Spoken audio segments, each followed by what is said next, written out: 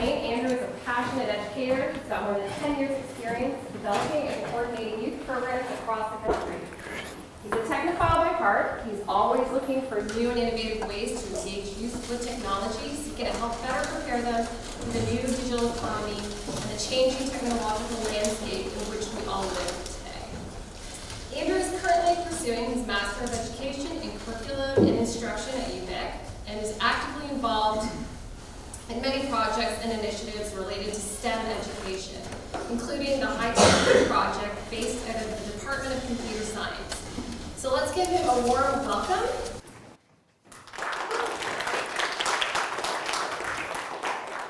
All right, make sure that, there we go, we're good. So happy Saturday, everybody.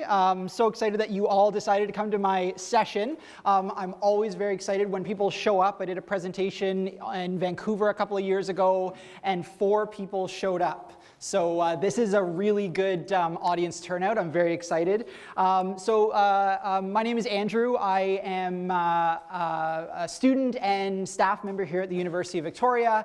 But more importantly, I'm part of a really interesting project that has been run at the university for the past year called HighTechU, which I'm going to talk a little bit more about. But I don't want to start with that. I want to start with sort of a conversation about who here has a business that either they run or they're thinking of starting. Like anybody in the room is an entrepreneur right now. Yeah, so put your hand up, even if you're not an entrepreneur, if you've ever had trouble when you've been coming up with your idea, it's the name that you get stuck on. Has anybody ever? Yes, right? So I have had multiple sort of small businesses in the past, and it took me literally a year for one of them to come up with a name. It took me a long time to come up, and so I genuinely think it's always the most important thing you can do for your business is to come up with an amazing name. Now, when I was thinking of that, I was also thinking about the fact that the same thing goes for presentations, because nobody's going to come to your presentation if it doesn't have a good name. And so when I was looking at what I was going to call this presentation today, there were a few different options. And I will warn people, this is a very meme-heavy presentation, so be prepared. The first that I was looking at was, damn it, Jim, I'm an educator, not an entrepreneur. But I figured that wasn't necessarily the best way to go. Then I thought maybe go a slightly different direction. Anybody a fan? Anybody have any idea what this is on the screen? Nobody has any idea. Hitchhiker's Guide to the Galaxy. Don't panic. The Towel. Nothing. All right, wrong audience. There we go. Doctor Who. Hold tight. Pretend it's a plan. Right? Good names for presentations. But then I was going a lot of different directions, and really what gave me my inspiration for the title today was a lot of amazing games, and I'm sure that some of you play these games. And this idea of getting agility and being able to build your sort of areas, and the fact that I was trying to find agility used in a place that would actually be work for the conversation. And so this idea of +1 agility, how an agile mindset can help you rapidly grow your business idea, was kind of what I ended up on. Did anybody get the gaming reference for that? I just want to see good, okay. So I didn't completely go off base with that one, just one of the memes. So again, HighTechU, if you're looking to find out more about HighTechU after we go through our tag HighTechU or HighTech_U, we're on literally every social media and most other platforms. We don't have a lot of things on a lot of the other platforms, however, we are there. Who here is a university student? Hands up if you're a university student. Hands up if you are working in tech right now. High school students? Non-high school students that are just here for interest. Awesome, so we got a good mix of people. Okay, and then my next question that sort of flows onto that, and forget about our good friend, there we go, our good friend Slido. We're actually going to, let me just load this up so that I can see what's going on. There we go. Do you know Agile? So who has, if I say, tell me about Agile, would anybody in this room actually be able to tell me what I was talking about? Rough show, there's a few people. Does anybody have no idea? Put your hand up high if you have absolutely no idea what Agile is.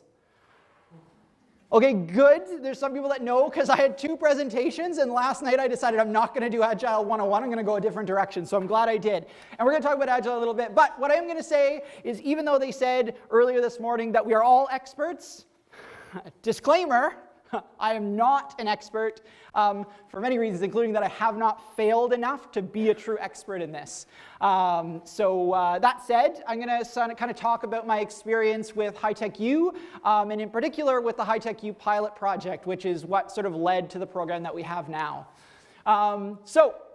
the question that you're probably all asking, considering you're at a presentation on using the Agile mindset to grow your business, is what is this Agile mindset?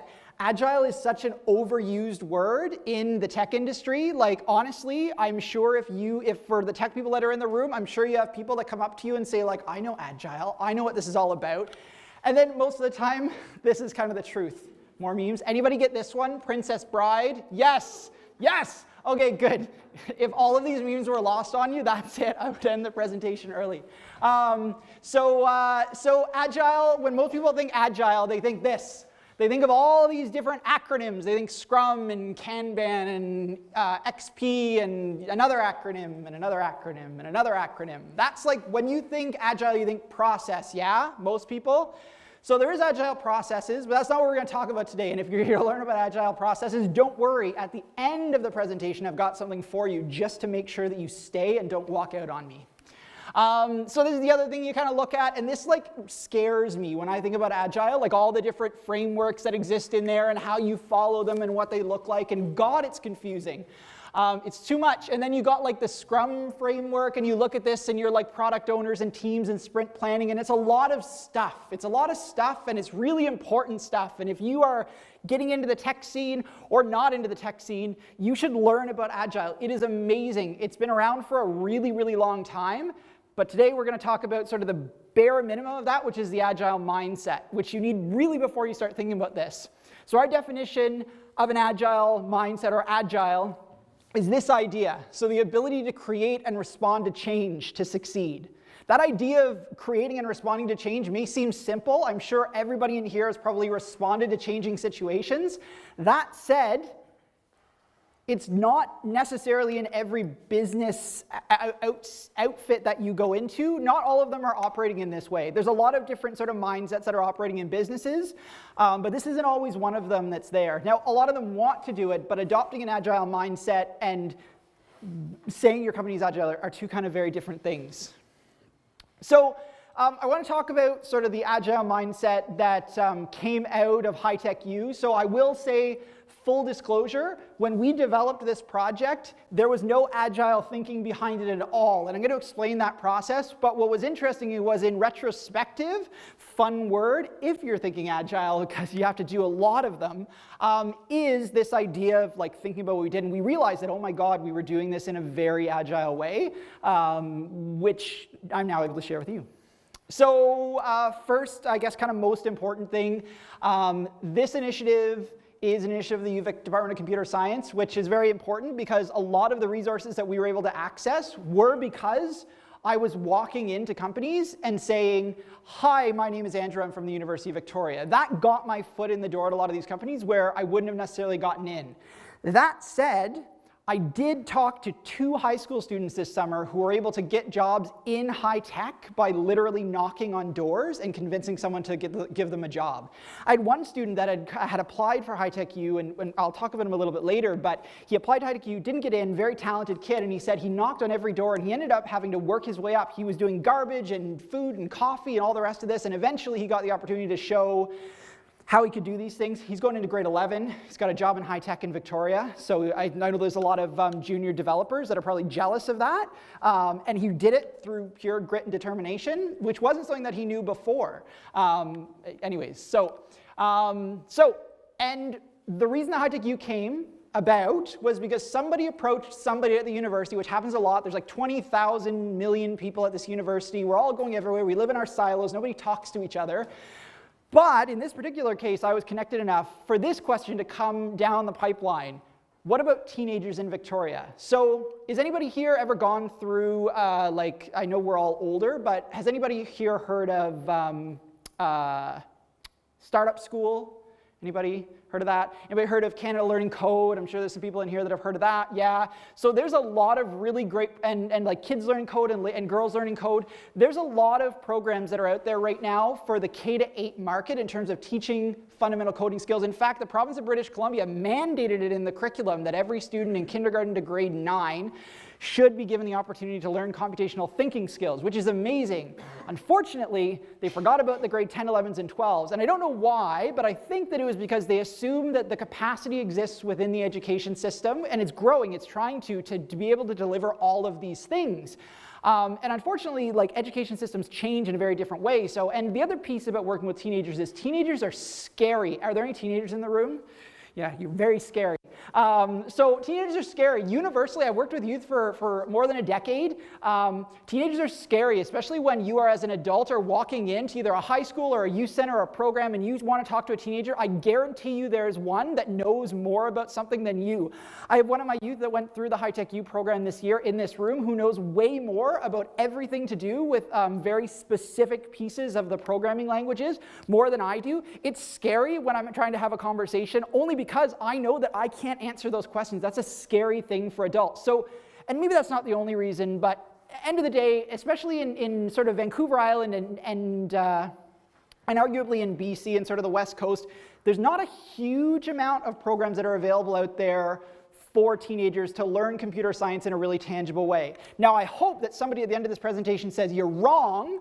I learned before the presentation that there's a great program out of like Alberta that's now in Waterloo that's doing similar things to what we're doing, and I love learning about these things. So if I am wrong, let me know afterwards. But we sort of took a look around and we said there's nothing really on the island. But there's this many teenagers just in the Victoria CMA. So that's Victoria, Saanich, Sauk, like up to Sydney. 19,000 teenagers in grade 9 to 12. 19,000. Now that's for large businesses that are looking at millions.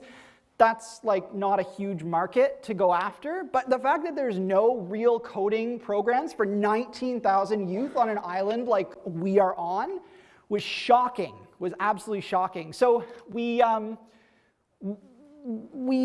got the question and we looked at the numbers and we said, okay, there's capacity there. So we did a little bit of our research and we came up with this idea. And our idea I'll tell you about a little bit later. But in short terms, it was a summer camp for teenagers to teach them coding. It's easy. I had experience running summer camps. That said, teenagers, overnight summer camps, maybe not a good idea. So we realized that we needed to talk to a lot of people. We really needed to have a very serious conversation with a lot of people. And when you do these kind of programs and initiatives, and again, we weren't thinking Agile when we were developing this, but you need to start, and I'm sure for the entrepreneurs in the room that have already started this process, you start with who you know and who you have access to. So if there's nothing else you're going to take out of this presentation, it should be that if you are building a business or have a business idea, talk to people that are around you, okay? I hated this. I remember when I first graduated from university, I had an opportunity to go into sales, sales, like life sales through Sun Life, and they said, you need to sell to your family. And I was like, I'll never want to do and sell to people that I work with. And then I decided to build this program, and that's all I ended up doing was selling, and I hate selling and asking for money. But I wasn't really selling a product, I was selling an idea, and it was less about selling than it was about getting feedback. And so the question that I asked when I went in to talk to somebody was, first, I did kind of the spiel that I've been giving to you about the numbers on the island and sort of this idea and youth programs. And I gave them this long thing, and then this like blank stare went across their face, which meant I knew I'd done a great job at pitching this to them. And then I said, what do you think of this idea? What's good? What's bad? What can we change? And I can tell you that every single meeting that I had with every single person, somebody said something that was bad and something that needed to change. Every single place, every single professor that I talked to told us something that we were doing wrong or we were going to struggle with. So when we talked to the professors, we were specifically looking at one area, like what are students that are in your classrooms, what are they not coming in with? And I got a lot of different answers. And then we asked the question of what are you not able to teach right now because of the structure that you're in? And we got a lot of answers there. And that was sort of where we started with HighTechU was we had this idea, somebody came to us and said, where's the thing for teenagers? Great. So we had like the impetus coming from outside. We came up with this idea. We decided to go talk to people. We talked to people that we knew. I mean, this was also super biased because I knew all these people and they liked me, so they were very kind. So I did my best to find people that I didn't know who would be very unkind because unkind and honest are very close.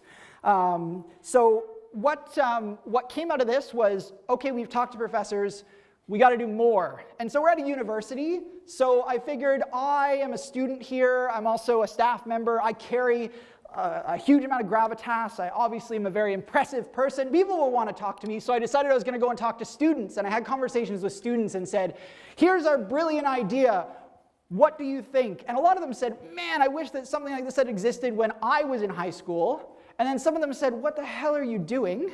And then others said, no, you should do this, you need to change it this way.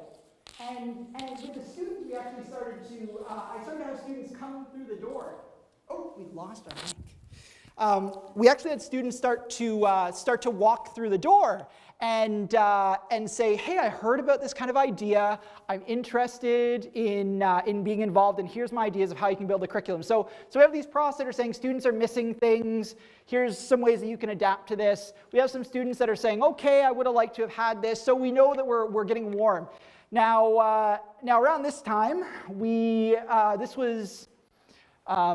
this was probably around November of last year, and so this is, I guess, an important thing that I missed at the very beginning. HighTechU is not very old, so you're talking to like early stage educational startup, if you want to call it that, educational program. We're only about a year and a bit old. So we knew we were at a university, and we knew that we had access to the professors, but we're a location that has access to students as well. So we decided to capitalize on that. We asked students, and we said, what do you think of the program? And much like the professors said bad things, said, this is a great program. We really want to be able to have, we wish we had this when we were in high school. We'd like to be involved. Here's how we'd like to be involved. Here's what we can do to be involved in this. And so that was great to have students that were engaged, and it meant that if the profs and the students were semi-engaged, and we kind of knew we were on the right track. So those are two pretty important stakeholder groups. So around the same time, so again, looking back around sort of November of last year, we decided, hey, so let's have a conversation with the teachers in high schools, because maybe something like this is already happening in Victoria. So yes, university students and profs think this is a brilliant idea, but we all know, if you are at the university in any way, that we live in our own very special world at universities. We live in what has been coined as the ivory tower. It doesn't matter where you are. Universities exist in their own world, doing their own things. We are a city unto ourselves when we are existing in a lot of things. So a lot of the time we don't talk to people outside of the university. So there are programs that I'm sure have happened at universities across the country that have ended here, that have gone from professors to students. They have conversations, they do it, it fails, and that's it. But we knew that there needed to be more, and so we said, okay, students at university are saying it, profs are saying it, but let's go talk to the teachers. So I had a contact through one of the school districts that I worked with previously, and I said, hey, I've got this like insane, silly idea that we've got no money and no budget. It's just like this pie in the sky idea of something that we could do. And what do you think of this idea? And it went from having a conversation with an elementary school, I think librarian, to talking to the vice principal of a school district, to talking to an associate superintendent of the school district, who then said, can we come and meet with you and have a conversation about this, because this is a struggle that we are having. We know that technical skills are a big deal. We know that this is something that we need to be able to adapt to, but we're at the mercy of teachers that are coming through programs. We're at the mercy of all of these different things. And so yes, we're interested in this. And in fact, it turns out that they'd been having a struggle, and internally, they as teachers had been trying to figure out better ways to engage with tech companies. Now, who are the tech company people in this room again? So people that are like working in tech right now. Now, I've been to a lot of different meetings, and I've been hearing a lot of things that there's a big talent shortage at sort of the intermediate developer level. Is that right? Sort of from people in the room? I'm seeing some nods. There's a talent shortage in Victoria and in BC right now. There is a massive talent shortage here, but it's at a different place. There are a lot of undergraduate university students who are struggling to find co-ops in first and second year. So I can understand why these teachers are having a hard time getting in with tech, because it's difficult to get in when you're saying, take these high school students and let them do something with your company. It's not going to be a huge amount of extra work. So they were very happy when we went to them, and they said, yes, we'd like to be involved, and we'd like to develop this. And then, so we got to that point, and we'd had conversations with all the important stakeholders, the professors. So I felt really good because I got to connect with professors and university students, and we talked to teachers. And then we said, okay, well, before we go any further with this, if we're going to do anything related to industry and technology, and it's going to really engage in a really big way, then we really need to have a conversation with industry. And I'm fully recognizing that I haven't actually really described what HighTechU is yet, have I? No. So HighTechU is a high school technology skills training program. So the goal of HighTechU is to empower, our tagline is empower future innovators, but the idea is to train students with the skills that they need to be successful in the tech industry or elsewhere. So that's maybe that gives a little bit more of a context of what we were doing at this program. So it was very, very focused on the teenage market, on building out a tech program, computer science program for teenagers in a really meaningful way. And so if we were going to do that, schools, again, even elementary and high schools, live in their own worlds in many ways just because it's so busy. So we decided to have those conversations with industry. And again, we met with industry, and industry was saying, and realizing I'm saying industry is a very broad term. I didn't meet with all of industry. I met with a small subset, about 12 tech companies in Victoria. But every time that I met with a tech company, they would say, yes, there is a talent shortage. Yes, this is something that we want to support. Here are ideas. Here's things that you're doing right. Here's things that you're doing wrong. Here's what you need to adapt for this program. And it was a lot of conversations. And now, again, getting into these different businesses was very much because we had connections either through the university or because we started to meet with tech companies and they would say, hey, you need to go and talk to this other person. So around this same time, we decided, okay, we need to start engaging with community. And so we started having some of the same meetings we'd have with other people with the larger, greater Victoria community. And then, within the community then came parents. But what was kind of like the icing on the cake that we were going the right direction was this group, which you would think that we would have talked to first when we decided to make a youth program. And we didn't, actually. It was kind of something that happened serendipitously. I had 3 high school students within the span of 2 weeks walk into the university Department of Computer Science and say, what do you got for us? And normally it would have been nothing. And the great thing was we were developing this at the time, and we brought them in and we said, we've got this thing. Let's talk about it. Would you like to help advise and grow this program? And here's what we want to do. And again, they said, this is good, this is bad, here's what you need to change. But it was just this amazing thing that we had these groups that were coming in all at the same time, everybody saying the same thing. Yes, this is a great need in the community. This is something you need to do. Yes, we're interested in being involved in helping. And so we gathered all of those people after talking to them individually, because we said, yes, great having those one-on-one meetings. And we said, what if we get everybody in the same room? And I didn't think it was going to be that big of a deal to do this, but we did a meeting. So we had these meetings October, November, December 2nd or 3rd. I said, we need to do this meeting. And December 15th, we hosted a meeting. And I think the first one was downtown at Viatech at at Fort Victoria. And we hosted a meeting. We had all the stakeholder groups there. And surprisingly, I know this seems very hard to believe, but it hadn't previously been done in a large way to get industry, post-secondary education, secondary education, community, youth, and parents all into the same room having a conversation about a topic that affects everybody. Industry is having conversations with industry, post-secondary is having post-secondary conversations, educators are talking to educators, but nobody had actually had the foresight or just the time or the ability to go in and actually get all of those stakeholder groups together. And what came out of this meeting was what I think was really the most powerful piece of this entire process, because they absolutely ripped our program apart. They just absolutely annihilated it. We had come up with this brilliant, brilliant plan for this amazing program that we would deliver. We had curriculum laid out over X weeks, and here's all of the coding concepts that we were going to cover. And we said, this is amazing. Thank you all for coming. We're really interested in being involved in this, or having you involved in this. Thank you so much. And they said, this is terrible. You're going the total wrong direction with this. I mean, first off, obviously, we'd made the switch. So we'd done a good job, and we'd made a pivot. And I actually was in a meeting and used the wrong word, and I said made a swivel, but I like it. So we made a swivel. So we swiveled from summer camp to a program that was much more focused on skills and out of school and working with teenagers, but not in a camp environment. So we swiveled a little bit. And again, keeping in mind here, this program is still very ethereal. We've got nothing. And for any folks that are in tech and have started businesses, obviously that's how it starts. but we didn't even have a product idea. We just had this ethereal thing that was going to involve youth and teach them skills. We had nothing, so when they ripped us apart, it was terrible. And it was funny because even the name changed over the course of this. So like it started out as the Shift Academy, which is great until you realize that people might leave out the F. And that's never a good idea.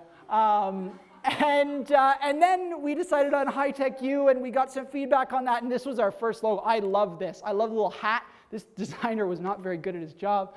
And we changed our logo a little bit, obviously, that you've seen. And one of the, I think, biggest pieces that came out of this, that came out of being ripped apart and realizing that we messed up in a really big way, was the fact that in a massive, massive way, when we walked into this, we had said coding. We are going to teach programming skills. We had the chair of computer science at the University of Victoria. We had graduate students in electrical engineering and senior undergraduate students in computer science build out this amazing curriculum that they said if we'd had this when we were in high school, we would have been so prepared for university. And industry said, no. They said, we don't want it. Like, we're not looking, especially if you're looking to engage with us in a really big way, we're not worried about these skills. I mean, they are, but if they were going to have a program that was going to start to prepare future employees to work with them, then they wanted something that was more this. They wanted something that was much more focused on teaching the soft skills, something that was much more focused on teaching problem solving. And what's interesting is sort of through this whole process, we'd been really having this conversation about what can we do to build a youth program that's going to prepare for industry, and then we started to have the conversation about, could we actually like train youth to go and work for your companies? Would you actually do that?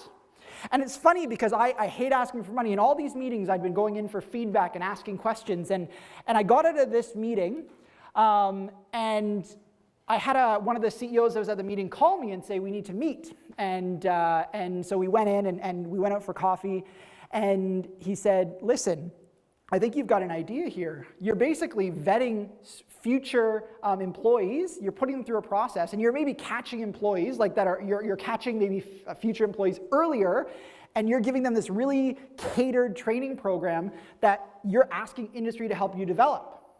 And he said, you got to start asking for money. And I said, what? And he said, yes, now ask me for money. And I said, what? I said, $1,000? He said, higher. And I said, like $2,000? And again, like our budget at this time was like maybe $10,000. It was all going to be volunteer based. And then the number we landed on was $10,000. And he said, we'll make it happen, $10,000, it'll all work out. And I'm very, very happy to say that company is the reason that we're here today. So Send With Us was a major supporter of HighTechU when we first put it out. They weren't the only company, but they were one of the first to really start the ball rolling on this funding because they see if talent is going to be developed, it needs to happen at an earlier stage, and there needs to be some really innovative things. And what's great is basically that $10,000 in sponsorship, what that allowed it to happen was $5,000 of that went towards paying for youth for free to go through the training program that they got to help develop. And then the other $5,000 was not guaranteed. We didn't get that $5,000 ever. That $5,000 went directly to the student if they chose to hire a student. So, and what ended up happening, and I'll show a photo of Bridget a little bit later, and she's here today, not in this room, but Bridget ended up getting hired at Send With Us.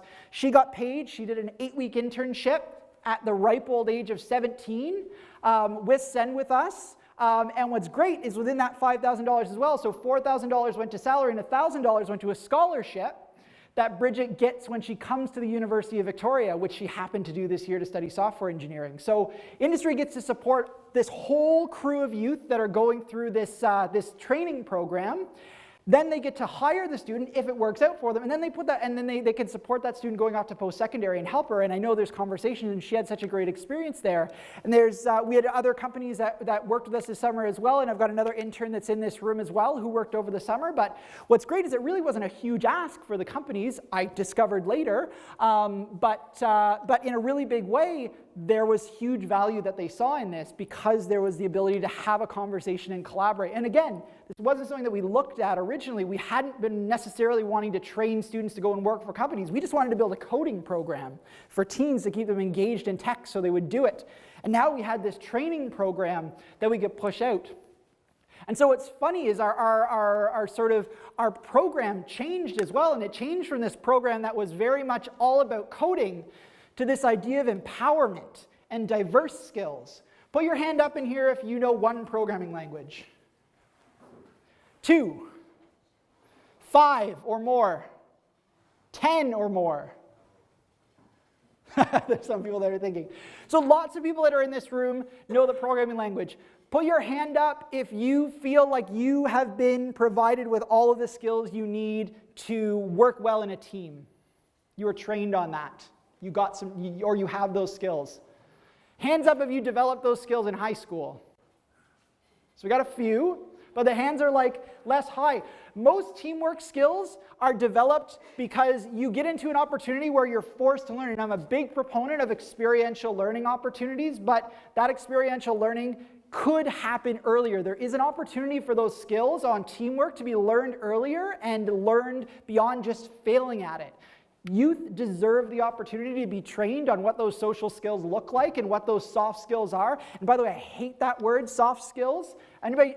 People know that when I say soft skills, you know what I'm talking about, right? Okay, they are not soft. I really wish there was a better name for them. Sociocultural skills. Soft skills are arguably what all of the industry representatives that we talk to, what educators, everybody. The curriculum in BC has changed now, so it's gone completely away from content and into these competencies, this idea of building thinkers. And so teens deserve this, and this is what industry said. So we changed from a coding program to an employment skills program under the umbrella of a coding program, which was brilliant, but it was not where we started. At every stage of this, we had to pivot, we had to swivel, we had to change and adapt and just be open to all of these criticisms and comments. And it was tough. It was tough to hear, especially when you think these ideas are brilliant and discover they're not. Okay, so I'm talking about success. I'm talking about how to successfully scale your business, which I haven't actually talked about. I just talked about developing this program and talked about how I used ideas of collaborating to get them. How did I know this program was successful?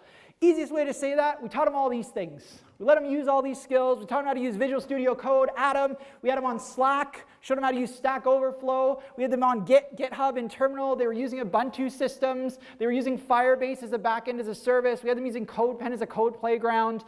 They were learning, the whole project was them learning to use all of these things while also building a project.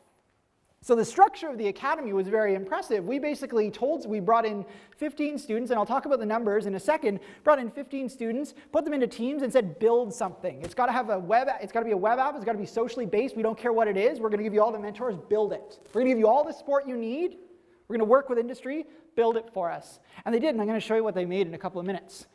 So that was obviously a big success because we taught them these. Isaac, do you know how to use most of these things now? Good, okay, if you said no, then that would be really embarrassing.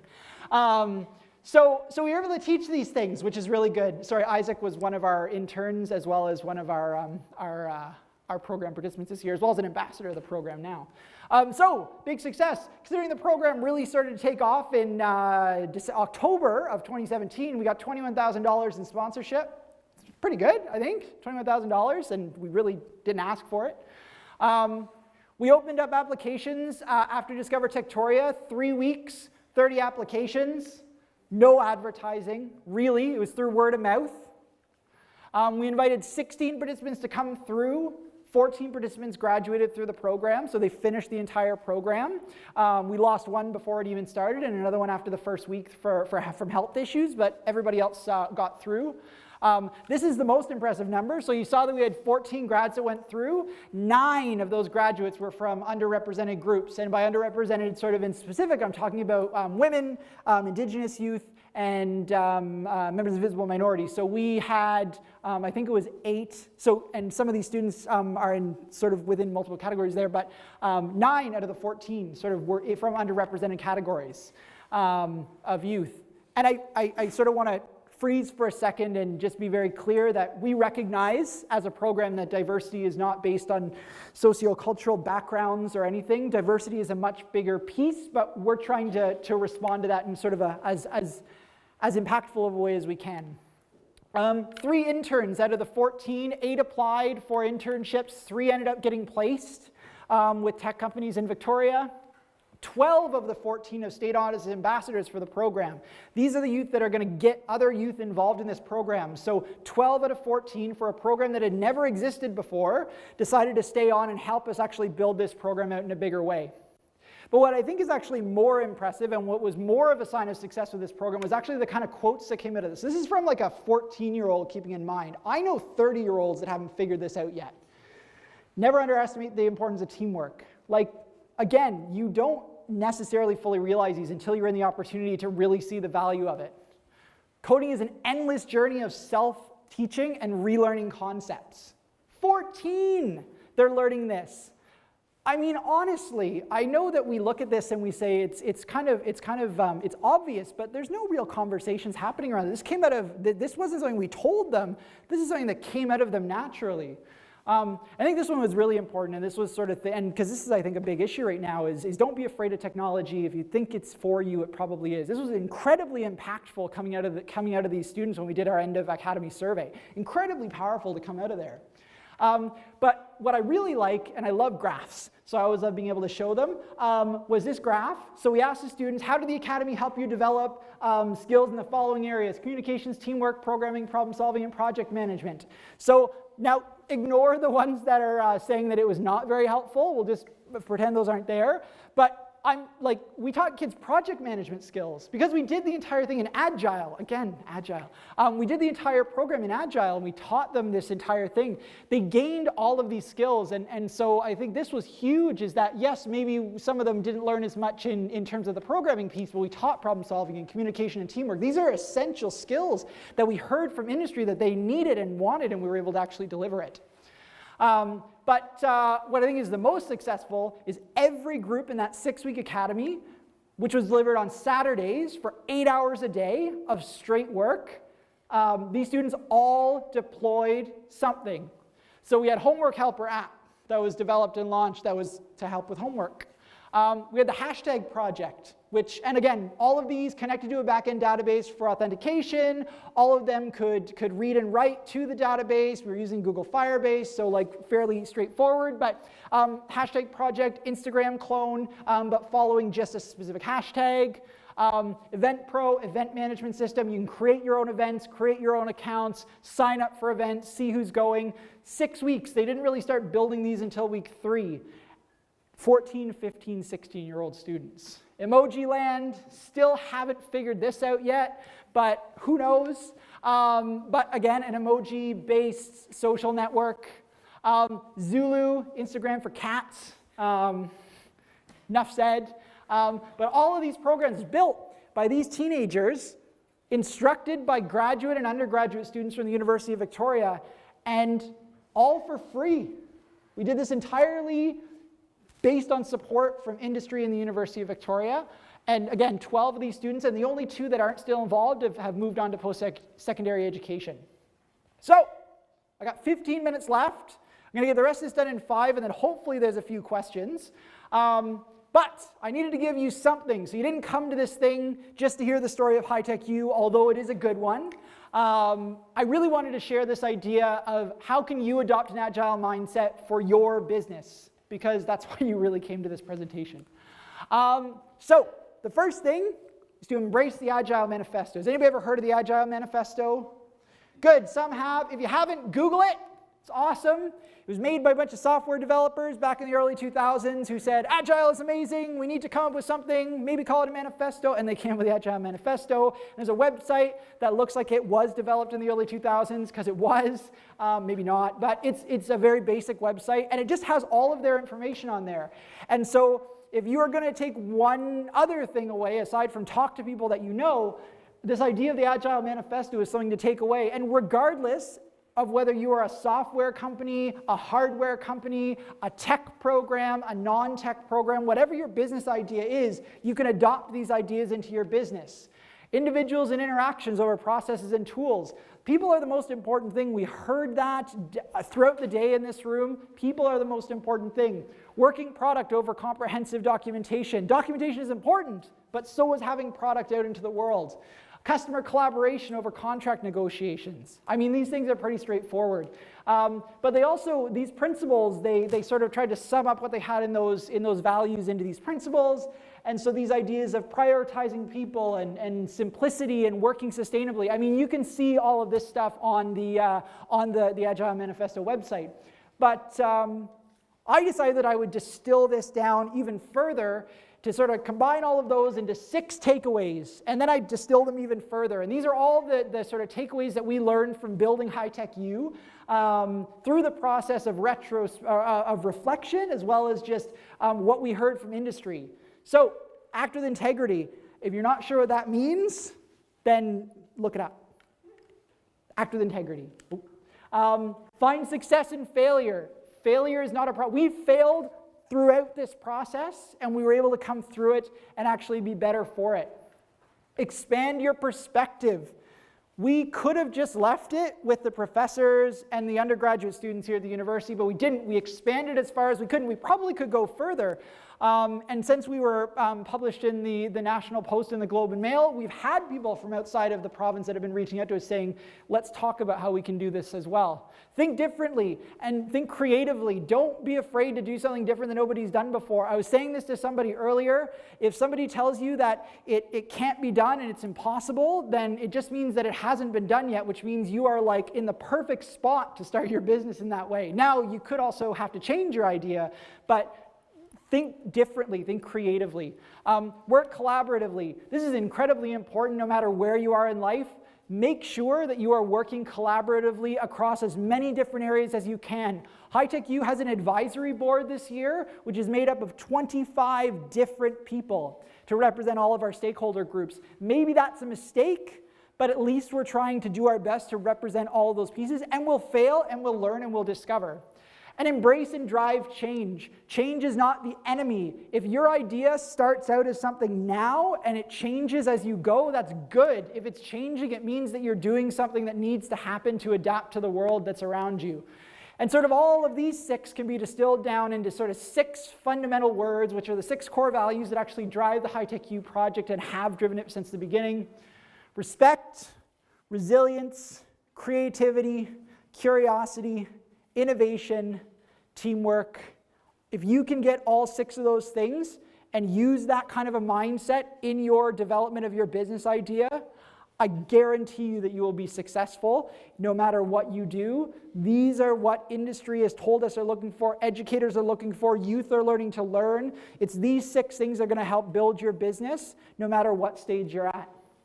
All right, and with that, questions? Yeah.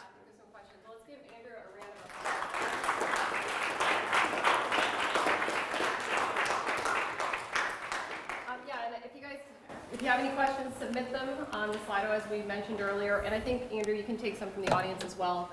Catherine's going to facilitate a couple of questions I think we received. And then don't leave because we do have some door prizes to give away. So we have one question that says, what's an example of something that you changed because someone said this is bad? So the model of our curriculum delivery was probably the biggest one. When we originally structured things out, we had said, we want to teach these fundamental concepts, and here's the weekly structure of how we're going to do it. And we actually, in that first industry meeting in December, when we said, here's what our structure is going to look like, they said, no. Do it messy, keep it messy. The real world is not structured in these sort of discrete areas, so don't deliver your program in a way that's not natural to the way that the world works. Be flexible and let it be messy. And I think that you can open it up. Does anybody have any questions for Andrew? Yes.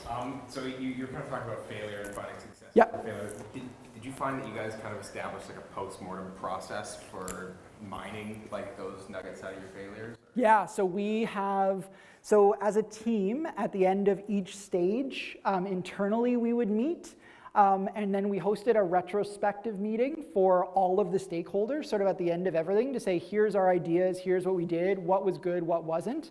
And then we also have like a youth ambassador group that we meet with regularly, and so we meet with them monthly and sort of say ideas and get their feedback.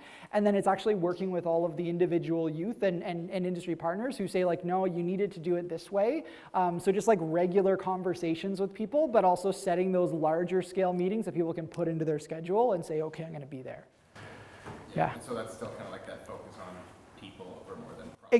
Exactly. Just like really being there and realizing that you can have all the processes in the world, but at the end of the day, it's the people that are going to help drive the product.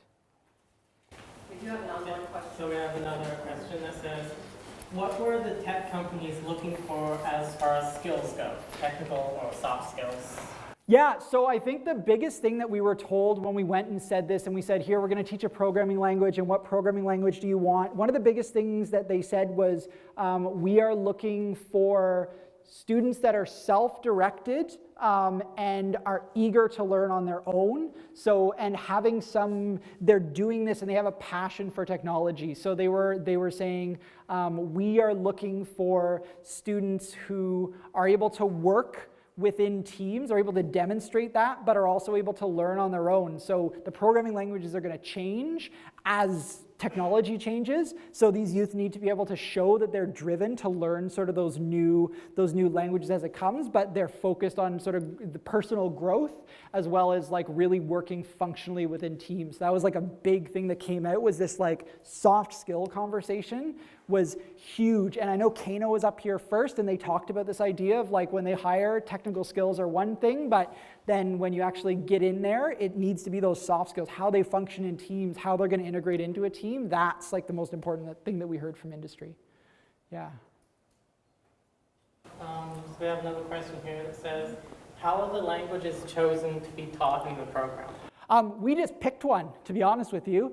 We were just like, what's something that is going to be accessible? So the other piece of this project was making sure that it was an accessible program. So when we said we were going to focus on sort of JavaScript, people got boos and hisses everywhere that I went. People hate JavaScript or they love JavaScript. I'm sure there are people in this room who hate JavaScript or love JavaScript. And to be honest with you, one of the reasons that we did move forward with JavaScript versus Python is because, in my opinion, if you can learn how to program using JavaScript, everything's going to be easy after that. And we decided to go with JavaScript because, again, students didn't need to have some sort of an IDE where they could have to download something and learn. You can program JavaScript. All you need is like a browser and a text editor, right? You didn't need lots of things. You just needed to be able to get a computer to turn on, and you had pretty much everything you needed to actually learn that language. Yeah. Yeah. Sort of an observation, when I was interviewing earlier this year, and I did multiple interviews in a couple different companies, I've heard that the companies were looking for teamwork and things like that, but I got given challenging exams by all of those companies before they would assess any sort of framework type stuff. Yeah. So I feel like I heard this from other people, that they're looking for this, but what I got tested on is not that. Absolutely. And it's interesting because even one of our interns that went and interned this summer, when they went and interned, the first thing that happened when they got in there was they were given like a challenging programming task. I think, I wish that I knew sort of why they're doing that. I think, again, the idea is like you're going to learn that stuff on your own, and then the other stuff, you're not a huge opportunity. I wish I had a better answer for that. I really don't, because like again, the student interviewed and did the same kind of the whiteboard test that a programmer that was going in for a junior dev job would do. So she had to pass that. Even though she'd gone through our entire program around soft skills, she still had to do that. So yeah, even the companies we worked with, we're still putting them through those kind of tests. Any more questions? No? Yes? No? Okay. Awesome. Thanks, everybody. Yeah.